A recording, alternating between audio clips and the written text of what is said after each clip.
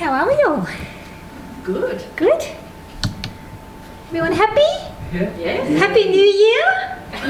Woo! Everyone's so subdued. Welcome everybody. I think I know everyone. For those of you who don't know me, I'm Blaze. We have been in this building 9 years this week. Last week. When was it? Last week. I can't remember. 9th or 10th or something.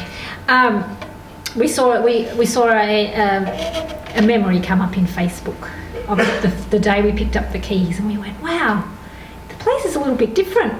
We didn't have a stage. You would remember, no stage, nothing on the walls, about 3 chairs. I think we had 7 people at the very first open mic night. So this is open mic night number 81. So we are now in our 10th year. We were hoping to get to 100, but something happened and prevented us from doing that. So we might be about 10 or so under that. Hopefully I think we'll be all right this year. So this is open mic night. Kev is recording all the readings. If you don't want to be on YouTube, please let him know so that he doesn't record you or he can cut you out. I think we can all have 5 minutes. Obviously, if you've got less than 5 minutes, that's fine. But if you've got a longer piece and you were hoping for a bit longer, you can go for 5-ish minutes, 5 or 6 minutes. It is usually a little bit slow at the start of the year. Everyone's warming up to it. And I'm just going to pick randomly a name. So where you put your name on the list doesn't necessarily mean that's where you're going to go. Saf, just to make sure you wanted number 3, didn't you? I'm happy with 3. Yeah. Exactly. Thank you. So, who shall we kick off with today? Michelle, are you going to read? I didn't put my name in, did I? You didn't, but I feel something just told me that you had to go first. So what am I going to read though? You don't have to read anything, you can just say something. I'm feeling death and dying. Well, you've got all your books here. So Michelle's book has 3 published books, all of which are up there, and I will let her talk.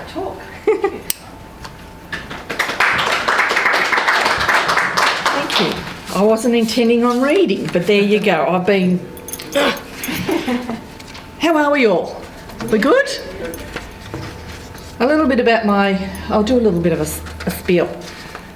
I lost my gorgeous husband to a rare melanoma in 2016. And he had 5 spinal surgeries and 1 brain surgery in a 12-month period, plus immune therapy, radiation, you name it, he had it. And he was told at the end that he only had months to live. And 2 weeks after he died, I found an ad for a writing retreat with a group that we will not name. And I came up with the title, as I was sitting there, I came up with the title, which was Conversations with Paul. Because the day after Paul died, I started talking to him. Because I just happened to be a medium as well, so that's my spiritual thing. So I started talking to him. So along the way, I also travelled around the world with a 5'9" cardboard cutout of Paul. And my second book was #Travelling with Cardboard Paul. And I usually bring him, but he's been put in the cupboard now, and my new little dog's starting to rip him to pieces. Alfie, he's a naughty boy, but anyway. So I became quite famous for a few months there, didn't I? 60 media outlets in 7 countries, and was when I went again travelling in 2019, I was picked up with BBC Wilshire, Stonehenge, etc., etc. So that's sort of a bit of background. So my 3rd book is called Death, Dying and Beyond. And some of this book is actually channeled from Paul. And sort of something we'll talk about tonight.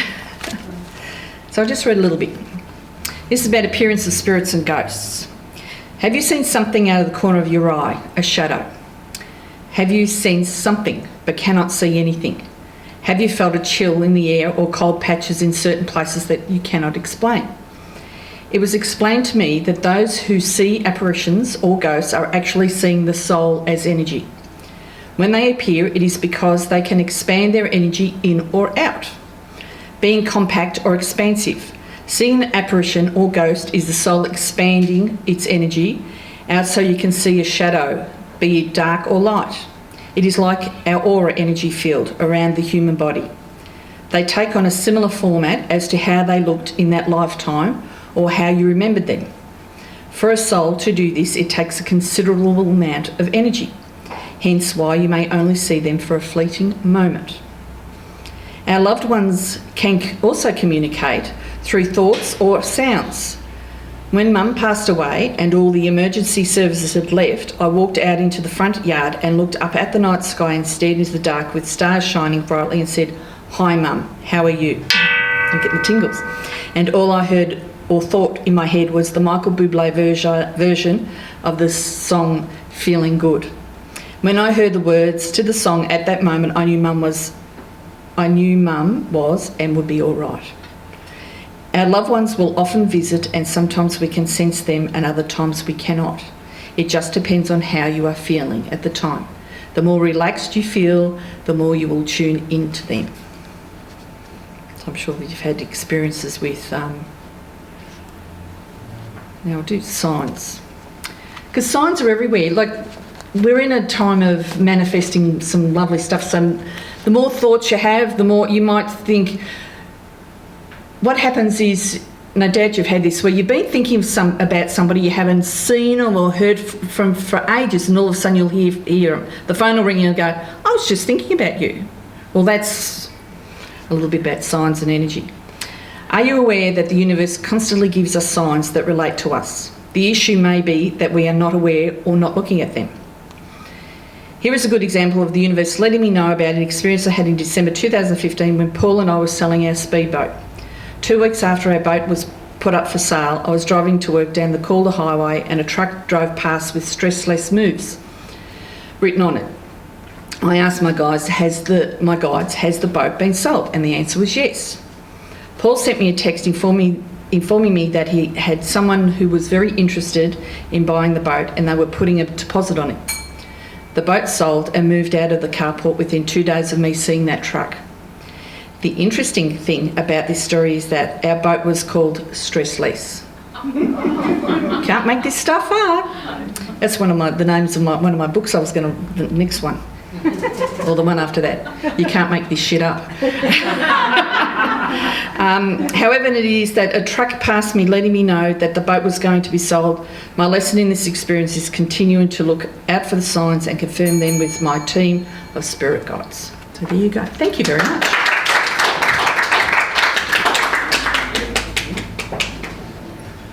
Michelle's books. They're up there for sale. Thanks, Michelle. Well, here she says, next book, mate. Oh, no, the one after that. It's like, you're addicted, aren't you? I often tell people that when they publish a book, Ian's another offender. And so is Saf. Saf's about to do a second one. Sometimes I feel like people think I'm making it up, like that I'm just trying to, encourage them to publish, but you do, once you've done one and you get past you know what you're doing and you feel confident about it, and I don't know, the creation and everything's... I did 3 books in 3 years. Yeah. And still going. I'm still going. Yeah, show off. I haven't written for a little while. It took me 4 years on my first. All right. Ian. So, as I said, Ian's another serial offender publishing books. He's got 3 poetry books. I'm hoping he'll show them to all of us, yes? So come on up. Hello everybody. I hope you're all feeling good. About 3 years ago, I had a lot of events in my life that were fairly intense. And what happened was I started writing poetry in the middle of the night. And the result of that was this one here, Angels Weep. And it's a bit of a biography in some ways. It's about, love, truth and change, grief, eternity, all those sort of things. Good reading. Then I kept writing and I did Pathways, which is a continuation but also more about nature and all those good sort of things. And then I kept writing, and The Moon Still Shines.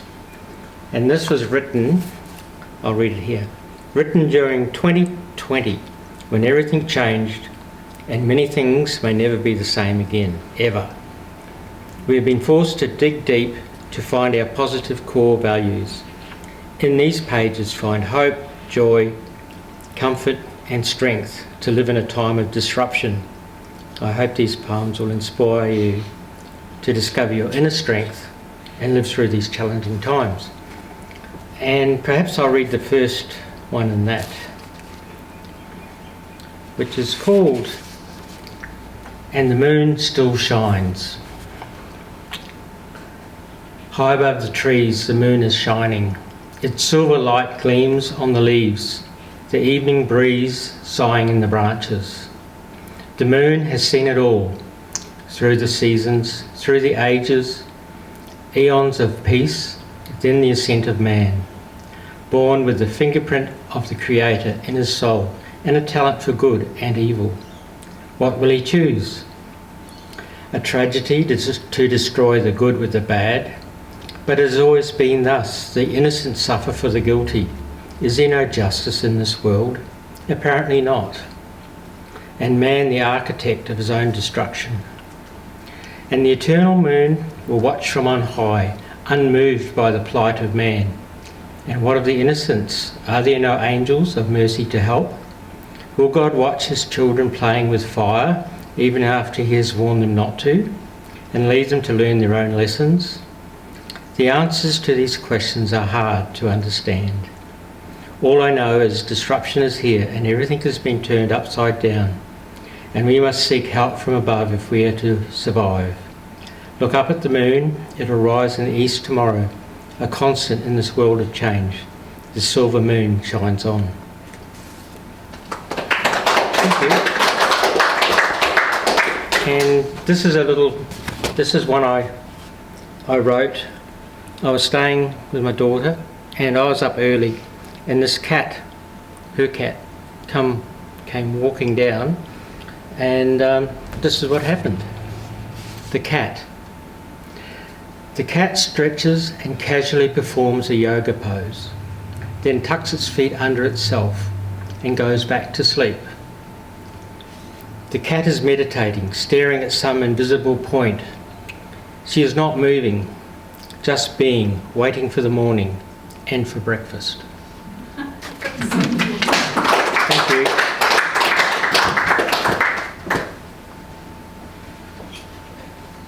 On the peak of rising, only to fall the hardest I'd ever fallen, and it was brilliant.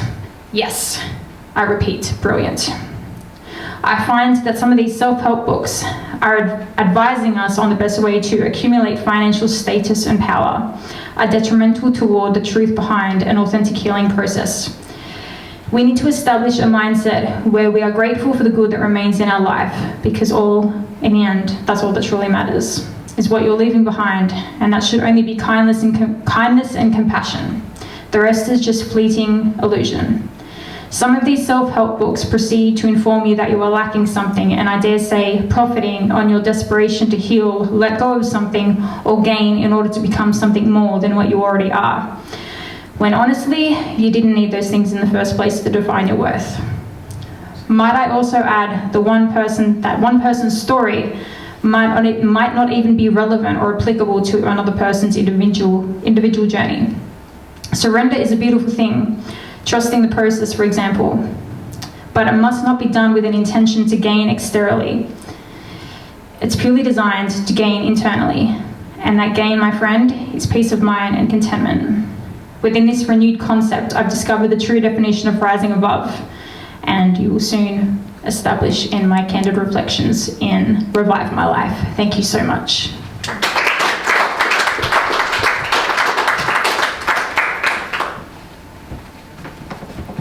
Thanks, sir. You can tell someone who understands how to use a microphone. I still can't do it after 10 years. Steve. Steve is going to read Going Viral on LinkedIn.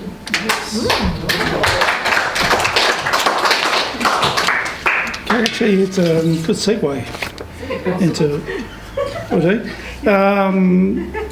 This won't take too much long, so it's not necessarily a funny piece, but if you want a funny piece, I'll encourage you to go to my YouTube's site, which is DVD Talks, and you'll see some funny bits. I've tried to put new stuff on there fairly well. Recently, I've tried to do it fairly regularly. The latest one I put on is I heard about cat music. Have you heard about cat music? Yeah, cat music, and it's meant to relax the cats. So I thought I'd try it out with my cat. And I put it on, and first she started nuzzling onto the dog. She eventually settled down, and she was just there chilling. And then I stopped the music, and she immediately got up, which I thought was pretty cool. The other thing I got over there recently is I saw someone on YouTube had these really cool sandals, which have got a bottle opener underneath. So I actually bought these ones. And they weren't cheap, but I tried them out, and that's on YouTube, and you can see the result. Probably wasn't the result I expected, so it was a good laugh. Anyway, what I'm going to talk about today is, I actually did a post on LinkedIn late in November. It's about my daughter who is dropped out of school at 16, finally got a job at 23, and didn't have any work experience in between. And it really resonated, which sort of surprised me, but I got 240,000 views, Wow. 2,600 reactions, and 150 comments. Wow. Mind you, this is LinkedIn, so you can't monetize it. If this was YouTube, I'd be really happy. Anyway, so here it is. Please indulge me in sharing a personal story. Those of you who know me are aware that I lost my wife to breast cancer almost 10 years ago.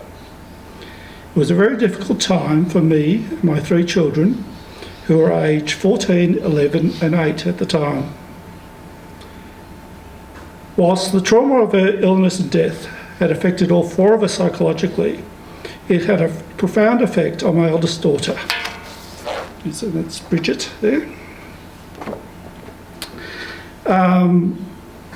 Who didn't manage to complete secondary school and had, until recently, never had work experience. Her struggle with mental illness almost consumed her, but in 2016 she decided to focus on her artistic talents and became a cosplay artist. Her attention to detail in her costumes, which she designs and builds herself, was highly regarded by the cosplay community. And in no time at all, she achieved over 25,000 followers on Instagram. And her Instagram page is Official Goth Barbie. We'll check it out. Some of it's a bit risque, but she's got the assets. So. And is regarded as one of the top cosplay constructors and performers in Australia. However, like many artists, her talents did not pay the bills, and she had to rely on government benefits and as her main source of income. She applied for hundreds of jobs, but her education history and lack of work experience meant that she was continually overlooked. All that changed recently when a large supermarket chain, desperate for people to work in their new convenience store outlets, took a chance on her. They soon discovered that this 23-year-old high school dropout with no work experience had loads of valuable skills. Within just a few weeks, they promoted her to management and considered her to be a most valuable employee. The point I'm trying to make with this post is that there are a lot of people out there like my daughter, with heaps of talent, skills and life experience, who can make a valuable contribution to an organisation despite their lack of formal education or work experience. All they need is to be given a chance. The gamers reading this post or looking at this picture will recognise the character in the photo as Mercy from the computer game Overwatch. All she had to go on for this particular build were the images posted by the game developer. Translating those images into a wearable costume was entirely her own work, although I helped with engineering the wings, which was a bit tricky. Fittingly, this version of Mercy character was created to promote breast cancer awareness. The images were released about 4 weeks before AusComicCon 2018, and she worked day and night to get the build done in time because she felt a strong connection to the character. In the game, Mercy is a healer. So yes, I'm a very proud dad.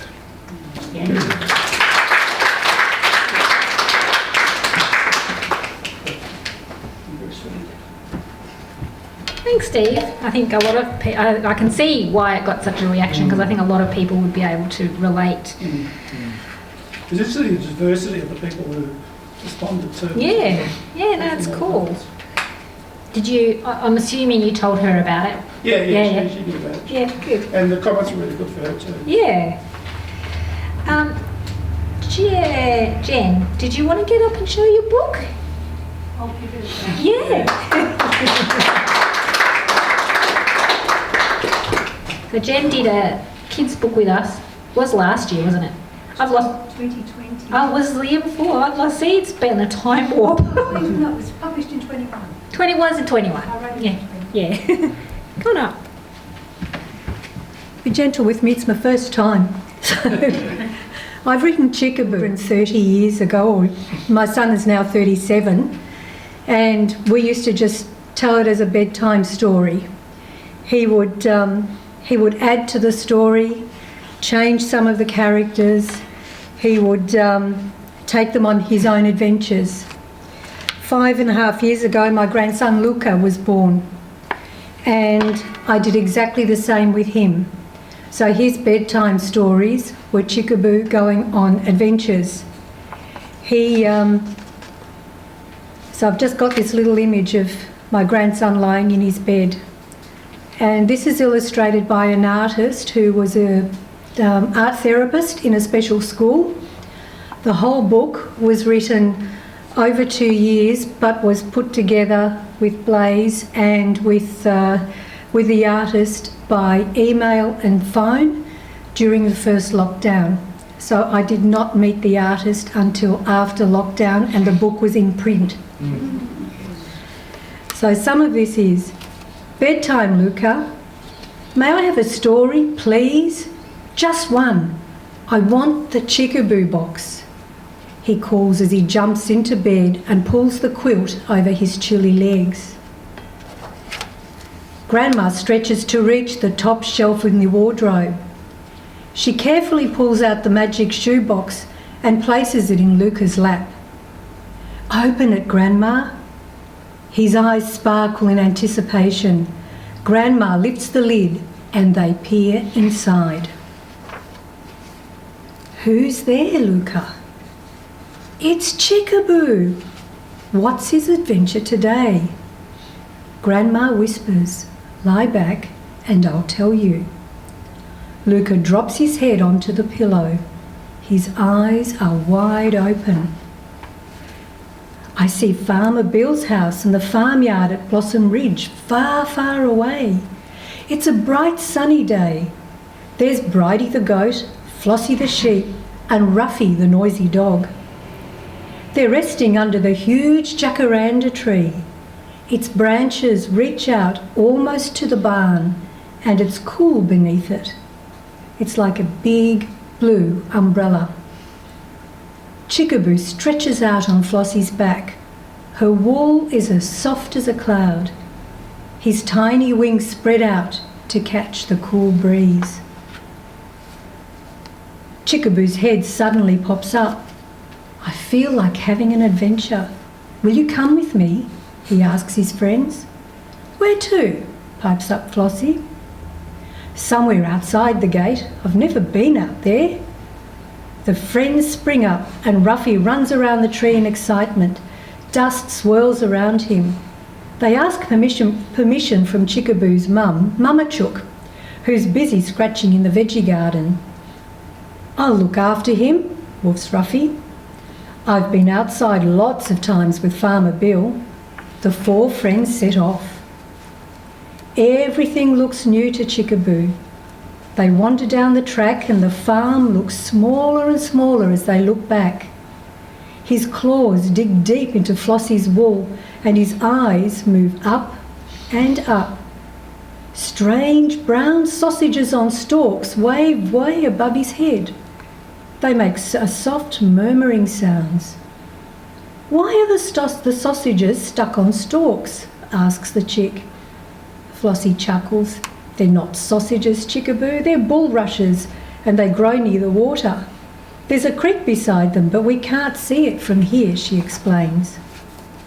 Shh. It's Ruffy's in lead. Slow down. We must be careful. There are all kinds of surprises in the bushes. Chickaboo clings firmly to Flossie, who waves her head back and forth to clear the path of hanging plants.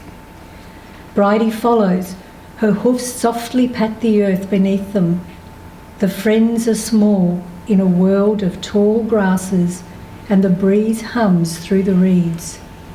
Chickaboo's eyes are wide as the sun dances high above, glittering through the swaying blooms. The troop gingerly follows one after the other through the grass, over stones and rocks. The path narrows. It veers to the left and falls down towards a leafy glade where they discover something quite extraordinary. The friends are surrounded by enormous flowers and they have faces. They smile as they wave in the breeze. The air is cool and smells of fresh woodland and perfume from the trees and flowers. Ruffy, Bridie and Flossie stop in their tracks. Chickaboo doesn't move a feather. You can keep going. Oh, Yeah. it's all right? Yep. When it does a double bang, that's the double ding. Oh, the double ding, okay. The largest and most beautiful flower answers. This is Floribunda in the glade of shadows. My name is Karina and we've lived in the valley forever. My friends and I bloomed to make it exquisitely beautiful, and exquisite it was indeed. The colours of the petals are like rainbows on stems, and their perfume made Chickaboo sigh with joy. Suddenly they hear music in the air.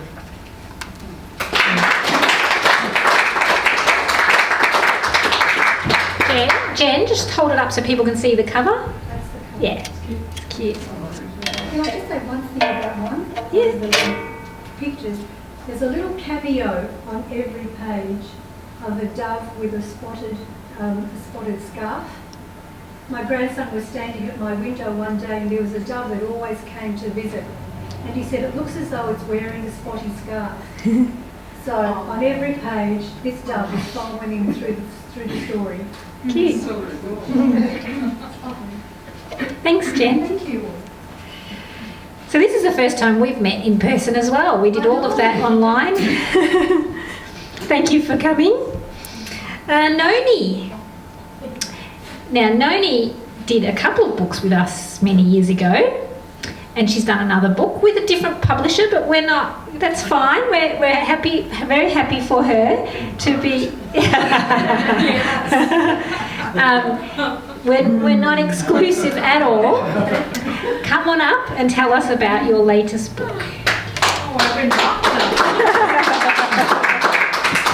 I've been more than accommodating. Thank you.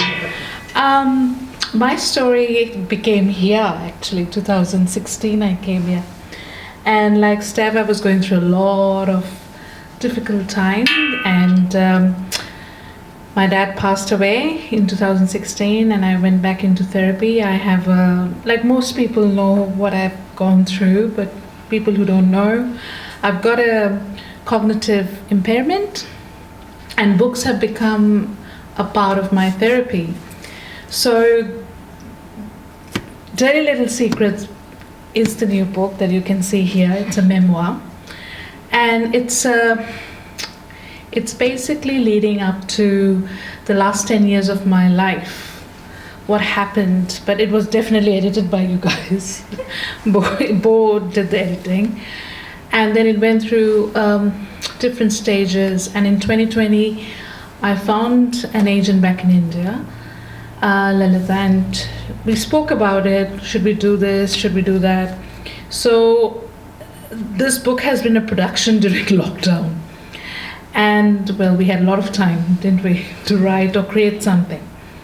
So, interestingly, a lot of things are there in the book, like a trip to India.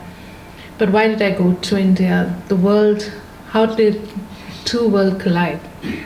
Like Australia and India. There's this displacement of a migrant. But what came with that displacement? So, this incident that happened in my book is actually before my accident. Accident was just the part of it. So when Steph talked about adversity, definitely adversity is something that we all learn about. But I had to pay a very big price, which is called the price of love. And today, I'm not doing a self-promotion, but I'm just saying this. Channel 7 did a story on scams, online scams, like how women are so vulnerable. And one of my stories is there. And this is through International Women's Day. I just want, like it's coming up next month, I wanted to make an awareness to everyone that put yourself out there, but don't make yourself so available to everyone that you have to forget everything in the name of love. So this is a story which I think we should all hang out our dirty laundries once in a while so that they are fresh, they smell good. And obviously, it's also for women to own their shame. And shame is not bad. Shame is actually a gift that you can give to others. And play along the part that you've been given to play in this world. That's what I would say. So, without further ado, I think I should read something. And Bo just said to me to read about the accident. But I think... It's up to you. I didn't know that the interview, remember? So. Yes.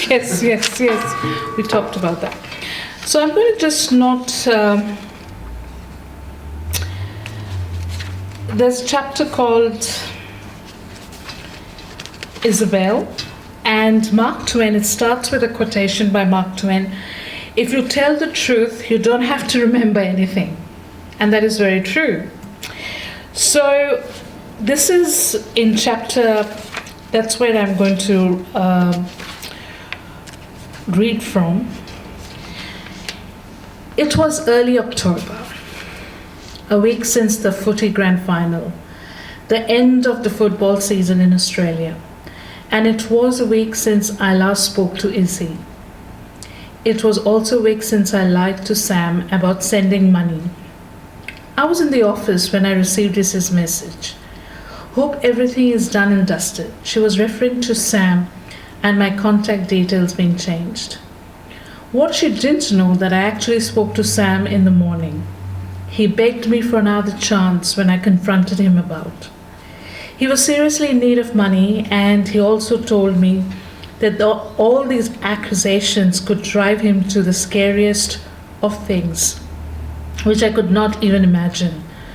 I was secretly trying to break all contact with him, slowly without him suspecting, and was trying to change my number.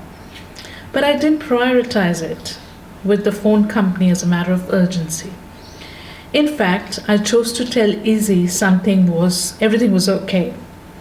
If he was a smooth operator, I wanted to continue speaking to him and see how far he could go. It was just a silly joke when I actually told Izzy that maybe the scammer would change and fall in love with me for real. That's how vulnerable I was. I had enough pressure in my head, work, bills, and Sam. and maybe it came out the wrong way, making me sound like a victim of Stockholm Syndrome. There was no response from Izzy, and then the office communication flashed a message. Nandita, you need continuous drama in your life. And then when things go wrong, you don't spare the drama. I read those words not once, but many times. I felt as if life stood still for a while. This was what I had least expected. But maybe she was right. Maybe I do sometimes create drama by involving everyone in my life.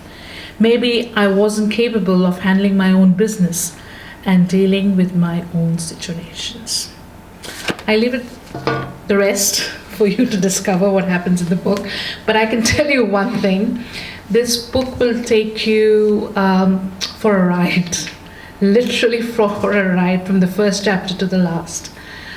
You will find yourself crying with me on the doorstep of a temple. You will walk the streets of Melbourne.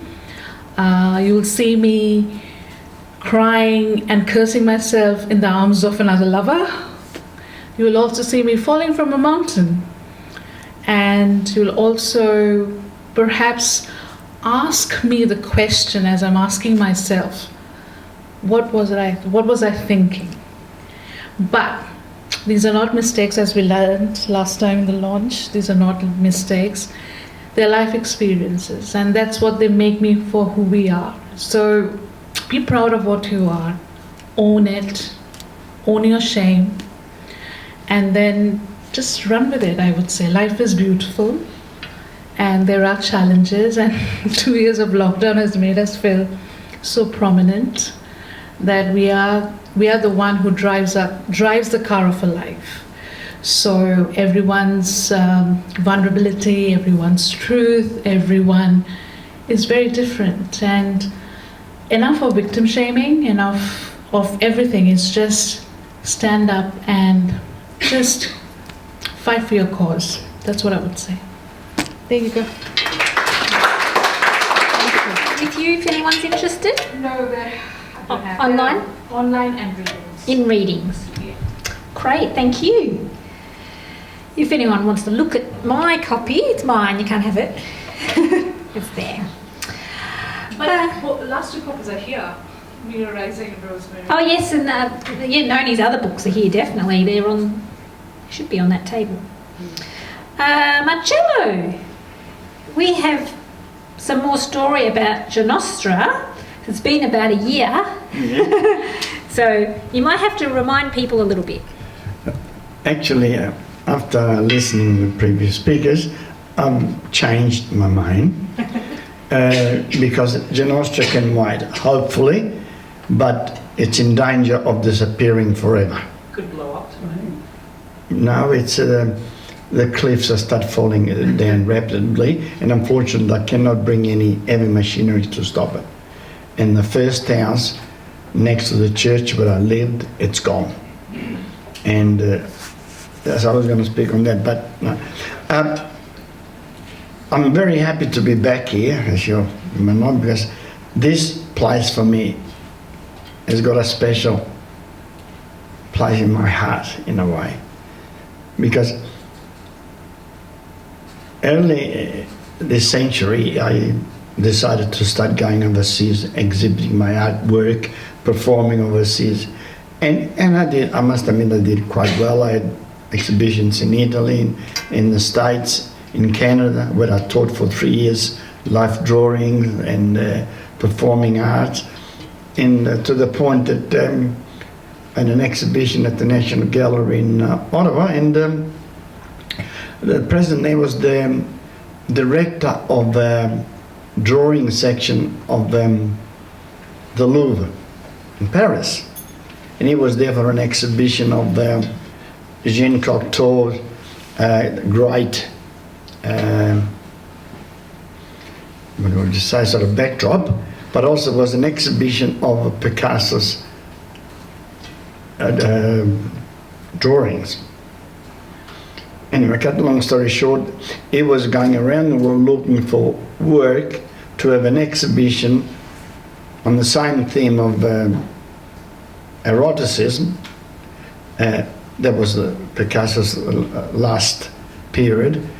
And to have work from all over the world, next room where the Picasso's exhibition was going to be in 2007. Cut a long story short, he liked my work, so he asked me if I would exhibit. Of course, man, what would you say? Say yes, and I couldn't believe it. And I thought, great, now. Instead, when I come back home, I said, what do I do next? Because, I play. So I started playing quite a bit of music. Some with my wife, some with a Greek girl, and we were doing Italian and Greek music. But of course, I decided I was going to do more artwork, visual artwork. And I had 3 or 4 or 5 exhibitions, including a major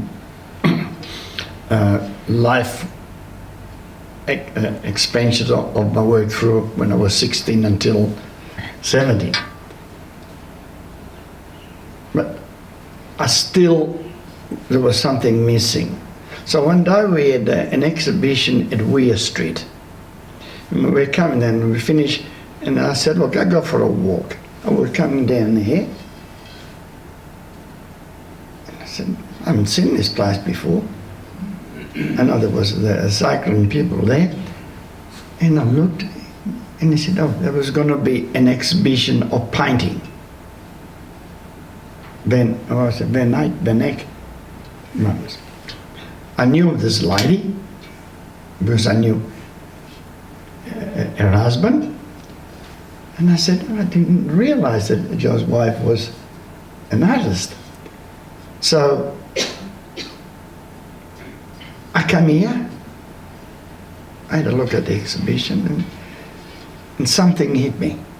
All of a sudden, and I've said this before, and I'm saying this because of what's gone on before here tonight, like a smaller version of a Florentine, Roman, or a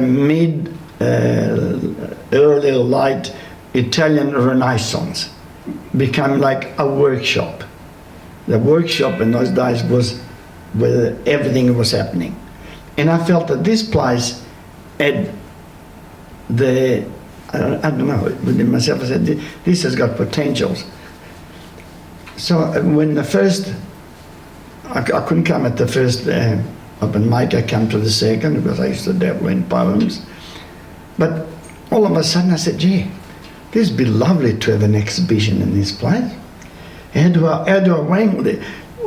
When I said to my wife, look, I've seen this place, she said, what? You're going to exhibit to that place? And he said, it doesn't look much, does it? I said, don't ask me why. I'm going to ask the owners. And I can only say, I really... And as it turned out, they said yes. I think I must have been one of the earlier ones that exhibited here.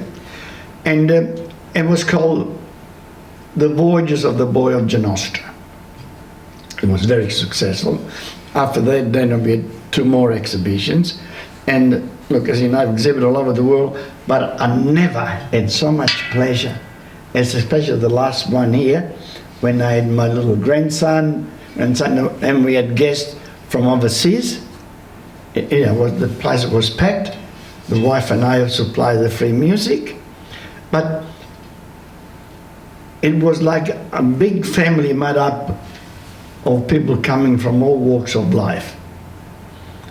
And then, because of that, I decided that it was time to publish some of my poems. So, my poems, and the book was called The Voyages of the Boy of Ginostra, which is somewhere down here. And that's where Ginostra comes into it, because I lived there for a year. But what I found that I really needed this place was like a drug. Don't ask me why. I mean, if you look at it, there's nothing special, but it has got the wind, like it's a soul. Somewhere it's a soul It's not just a building, it's a living soul. It doesn't matter that we don't have any more exhibitions, but I can still see them. And that inspired me to continue working and improve, which I did.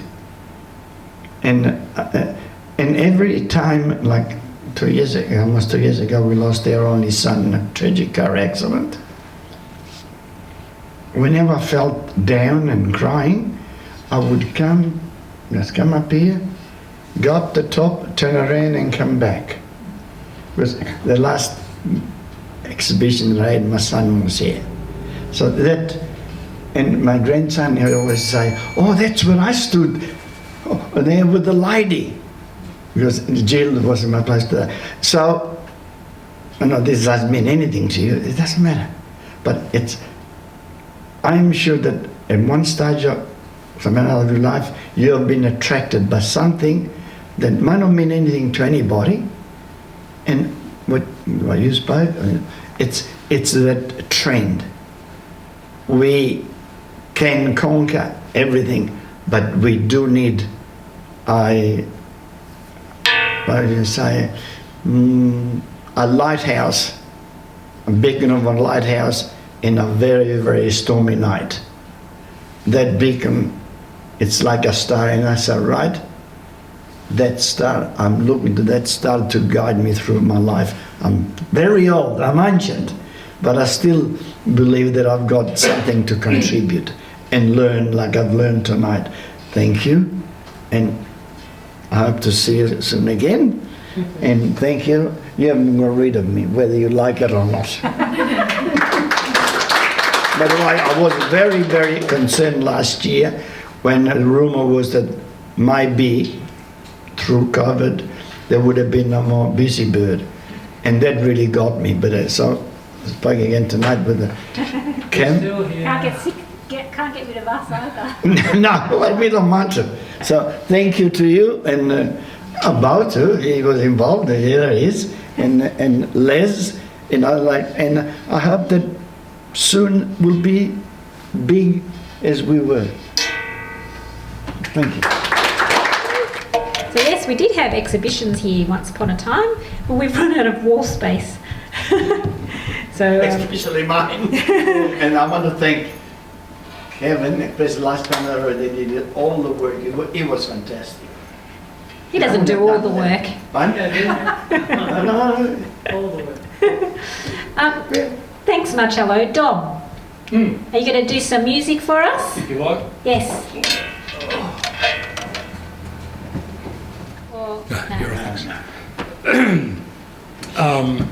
I think COVID's been interesting, hasn't it? Nice to go out without masks. I've been one of these grumpy old men. I think I was a bit grumpy anyway, but it's brought out the worst in me. But I'm trying to get over it. I've performed for a long... Is that the time? You're too grumpy, Yeah, right. No, we'll get over it. Nice to go out without masks anyway, it's good. I've been performing for many years.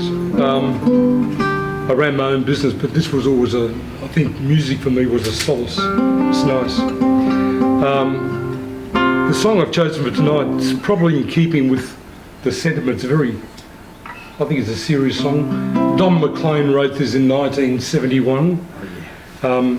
And of course it's about a bit of a troubled soul and a great painter. And he called it Vincent. Hope you like it.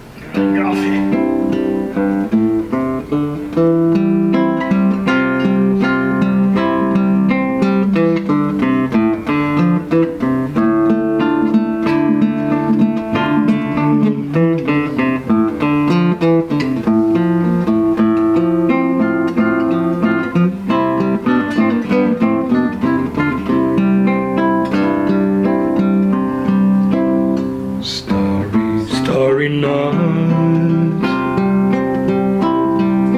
paint your palette blue and grey. Look out on a summer's day with eyes that know the darkness. shadows in my soul. Shadows on the hill, sketch the trees and daffodils, catch the breeze and winter chills, with colours on the snowy linen lawn. Now I think I know what you tried to say to me, how you suffered for your sanity, how you tried to set them free. They did not listen, they did not know how. Perhaps they'll listen now. Starry, starry night, flaming flowers that brightly blaze, swirling cloud of violet haze, reflect in Vincent's eyes of china blue. Colours changing hue, morning fields of amber grain, weathered faces lined in pain are soothed beneath the artist's loving hand. Now I think I know what you tried to say to me, how you suffered for your sanity, how you tried to set them free. They did not listen, they did not know how. Perhaps they'll listen now, for they could not love you, but still your love was true.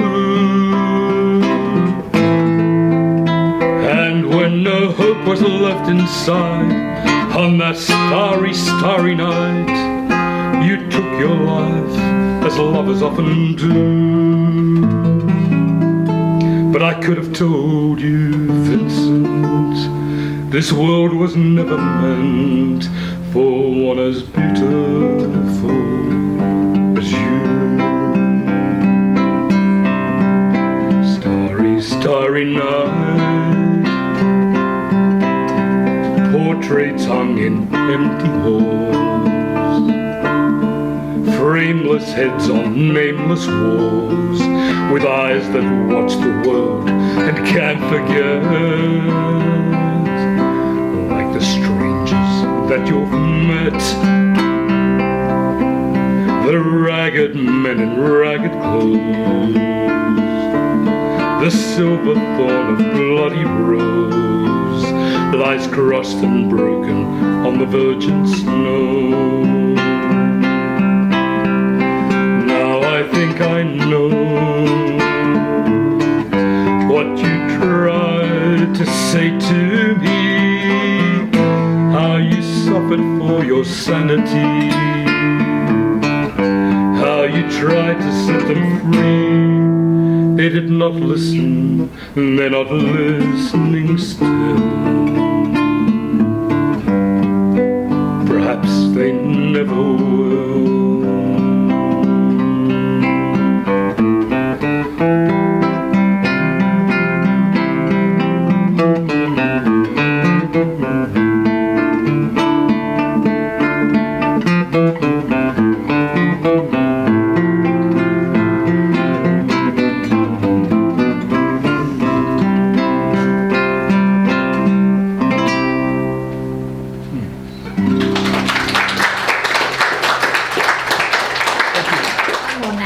Betty on the list. Did anyone else want to read that hasn't put their name on the list?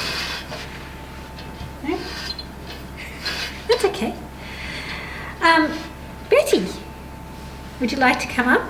Betty's going to read, I need my glasses, The Spare Room. And I usually read poetry here, but tonight I've just got just a short story I wrote. to try and be a little bit cheerful and maybe end the night with a bit of a smile, I hope. Anyway, it's called The Spare Room. The door hinges let out a tiny squeak, and I make a mental note to give it a drop of oil as I enter the room. Sunshine pours in through the floor-to-ceiling window. Shrivelled roses hang their heads, round, curled petals drooping over the rim of the vase. Their subtle perfume flows through the room even as their lives ebb away. The curtains sway gently as I walk past the white painted cot to place the fresh linen down on the end of the bed. Robbie, my youngest son, has been staying in our house for 3 weeks over the Christmas period. He's been working online during the day and visiting with our family and catching up with old friends during the evenings and the weekends. As I set about cleaning the room, replacing the sheets and towels, I think about how great it has been to have someone else in the house after all of the lockdowns we've endured. The main reason for this visit has been for him to get to know 20-month-old Rose, his niece, and our new little granddaughter. On previous pre-COVID visits, the room with its double bed, sitting area and ensuite has been his own personal space. This time he arrived under the agreement that Rose would be in our house twice a week and she would need her morning sleep. He was happy to share. He left early this morning and is probably near the Victorian border by now, halfway point on the road journey back to his home in Canberra. By the time he arrives home, the room will have reverted to its status as the spare room. But to call it the spare room is not quite accurate. I remember that when I was a child, I would love to read Enid Blyton's stories of Magic Faraway Tree. Each week, a new and enchanting land would appear in the top of a large tree, and a group of the local kiddies would have a certain time to enjoy that particular wonders of the land before it moved on. In the 12 years that my husband and I have lived in this house, I've begun to think of my spare room as my magic faraway tree. When your hand covers the brass doorknob and you turn slowly to the right and push, you never know who or what you will find. At first, it was a bit of a laugh. Our daughter, who lives nearby, insisted on staying overnight just for fun. My sister, who lives in Sandringham with a view of Port Phillip Bay, 1 hour's drive away, wanted to spend the night surrounded by trees and bushes in the country.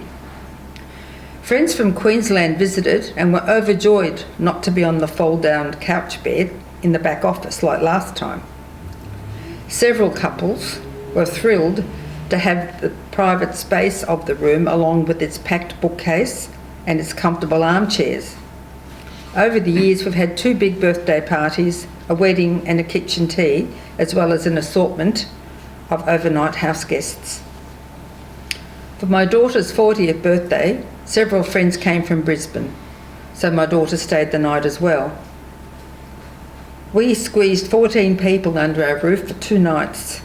All the bedrooms were full, and with a couple of mattresses squeezed into the available floor space, a family of 4 was snugly ensconced in the spare room. One lovely sunny June day, the room hosted all activities on our daughter's wedding day. Jenny arrived the evening before with her wedding dress, etc., and stayed the night.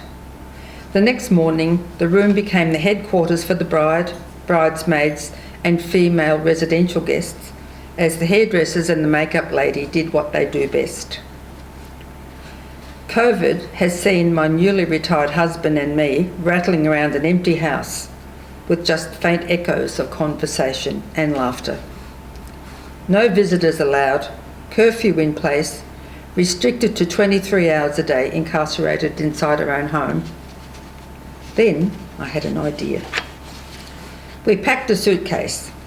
My husband zipped it shut and he wheeled it out of our bedroom and down the passageway. I went on ahead as he followed me to the other end of the house. I held open the door to the spare room and he wheeled the case inside. We unpacked and placed all of our belongings in the wardrobe and the drawers and the toiletries in the bathroom. I carried in a tray containing a bottle of wine, 2 of my best crystal glasses and a plate of nibbles.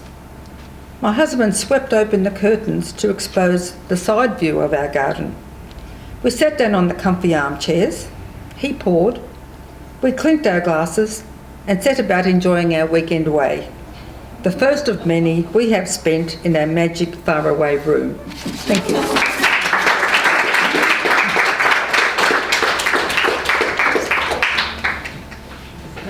Thanks, Betty. I thought that might be going somewhere else. That's probably just my mind. I'm going to read something from my memoir. I haven't read I can't remember the last time I read. For those of you who don't know, I grew up on a commune in the 70s on 350 acres, which is still there, adjacent to a national forest, which is 500 acres. So as you can imagine, as a child, it felt huge. Unfortunately, the property that my mum was a single mum with 4 kids, and we built literally a shack on this property with other people. Other people also lived there. Unfortunately, in the 2019 fires, the whole property was completely destroyed. But this is a selection of stories from my childhood, and this one is called The Flood. The black cockatoos gathered, screeching at each other. A shadow passed overhead as they flew above us, flashing red underneath their black wings. Rain was coming. You could smell it in the air. The wind rattled the corrugated iron roofing.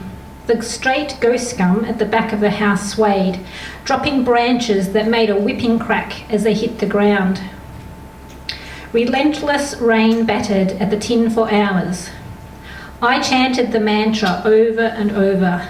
Please stop raining, please stop raining. The rain continued, and we battled to light the fire even with the use of Kero, its blue-hued liquid fizzing against the damp kindling. Endless hours became days, wet, wet, wet. We watched the river, held our breath. The water rose like a monster waking from slumber. Water covered the rocks and trees and crept steadily upwards. Please stop raining, please stop raining. I wondered if the water had ever covered our little hill. The water was so fast and strong. Trees sailed past, roots and all, some stopping at our crossing downstream and creating a new bridge for us, or a diving jetty, a new place to play. If it stopped raining, the river would drain away into the sea in as many days as it came. If it didn't stop raining, then we'd be stranded on our little island bound by the river on one side and the creek on the other. The only way out was along the saddle out the back, a narrow ridge now made narrower by rising water on either side. And if it didn't stop raining, we'd run out of food, because there is only so much to be picked from the garden in winter. Please stop raining, please stop raining. There was a meeting. I don't know how word got to us. There was always someone willing to travel around the bush, regardless of the weather, regardless of the situation. In my mind's eye, it was Maddie, but I don't know for sure. The majority agreed that everyone should take what they could and head out to town. We were adventurers on a quest, carrying bundles of clothes on our backs. There were children, babies and dogs of all shapes and sizes. Some of us were good at being on an adventure, others grizzled and wanted to be carried. It was a slow trek along the bush tracks, then out onto the road. Wet, slippery and muddy. The tears from heaven were finished, so my need for chanting was over, but the water was still rising as our convoy trudged along the rain-soaked earth. At the first river crossing, we assessed the situation. The roiling brown water was angry and thrashing at the riverbank on both sides. How would we cross even with the thick cable attached to a tree on either side of the river? The taller, strong people took bundles and kids on their heads until we were all safely on the other side. It was a long day, this adventure, and we crossed 4 more rivers. Mama said that we could have hot chips at the co-op in Burmie. But after a while, the promise of that salty greasiness wasn't enough to keep us going. We didn't really care about it and just wanted to sleep. It took all day to walk to the Yarri post office where we kept our car. I fell asleep as soon as we got in to drive from Yarri to Bermagui. The co-op was quiet by the time we got there, almost closing time. We took our chips to Ellen's house up on the hill overlooking the sea. It wasn't raining there, so we felt like we were in another country, even though the river house was just over the mountain and down in the valley. The chips did taste good though.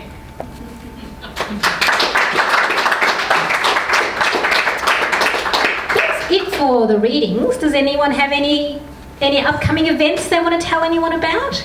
We can do events now. How cool is that? Kev's got something to say. If anyone knows, it's Blazer's birthday tomorrow. It's meant to be a secret. No, it's not. Happy birthday to you. Happy birthday to you. Happy birthday, dear Blaze. Happy birthday to you. Hooray! Hooray! Hooray! Thank you, everybody. Thanks, Kev. You'll keep. It is actually, today is Richard's birthday, and he is 80. I was going to do cake, but he's not here. So lucky I didn't get cake. But he came yesterday and we had champagne together. And so hopefully next month we'll do a cake. Because, of course, you know, his kids have first option to take him out, don't they? So I thought, I can't really be grumpy about that. But yes, it is his 80th, so I think we'll make up for it next month. If he's coming, I'll check he's coming. Jeez, he doesn't look 80. I know, he's doing all right, isn't he? He doesn't look well. Yeah. He's a little bit grumpy, he can't run at the moment. Wow. So, thanks so much for coming for our first open mic for the year. I can't think of anything else really we need to tell people about. We're kind of getting back into the swing of things. I'm pretty confident that we'll have open mic night every month for the rest of the year. Maybe we will, yeah? Look, when I spoke before, I omitted that about 4 years ago I injured my back, which caused my legs not to walk. And of course I wanted to come here. And I mentioned to somebody, and I did not miss one, because Kevin, he knew when I was down the road, and he made sure that I'd go up and he basically would push him up the hill. Come on, get up. Going home, he made sure that I was within, and as I mentioned before, I will never forget. You don't get that if you got to the National Gallery for the first. Thank you, Kev. I've never said thank you before. Now I must still need you. So feel free to hang around and have wine or cup of tea or coffee. There's lots of goodies up there, and hang around and have a chat. Thanks, everyone. Oh, sorry, I forgot the raffle. Yeah. The door prize. Now, we don't have Richard here. Normally, if you sit next to Richard, you'll win. So everyone get their little ticket out that we gave you when you paid. Oh, the prize is a notebook. All you need is words. It's just a blank notebook, but it's one of mine. Even Kev groaned at that. It's kind of a Kev joke, but I did it. And a wall calendar. These photos are all taken by Kev's mum. And I love this photo on the front. So I know we're already into the first month, the second month, but it's still nice. It's worth it just for the pictures. So both of those will be for the one number that I get out of the hat. No, they get both. Yes, Oh, two.